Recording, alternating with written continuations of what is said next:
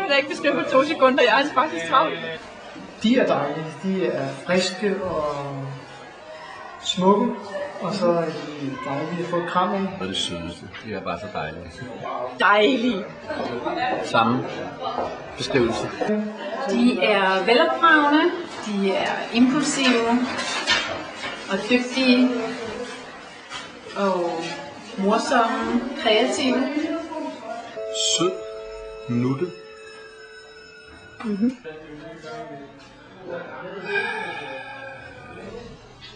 skal jeg sige? Søde. Ja, det er jo svært. Nuttet. Legesyge. De er også hyggelige at sidde med på skødet. De er skønne, intelligente og kloge og venlige og rare. Smukke og, ja, hvad mere skal jeg sige? Store dejlige børn. De er søde, dejlige, smukke og fantastisk kærlige og helt utroligt dejlige.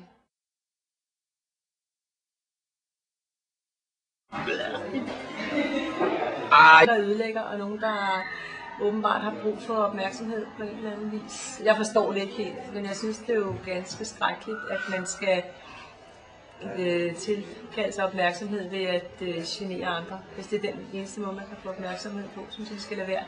Okay. Hold op. Det er sådan nogle store, stinkende dyr, som ikke kan holde ud. Onde. Væmmelige. Man har aldrig fri. Det lugter også nogle gange. Jeg er jo ikke så glad for dyr. De er jo forfærdelige. Det er jo det værste, der findes på jorden. De er fanatiske og noget, den her verden skulle være foruden i hvert fald.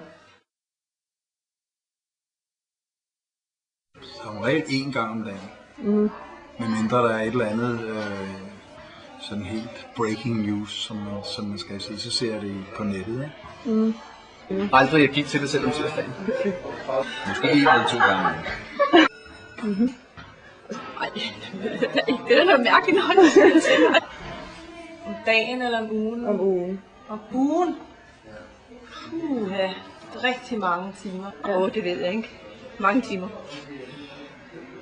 Det ved jeg ikke. 30-40 stykker, tror jeg. Ja, det er jo svært at sige. 28? 50 timer, jeg tror.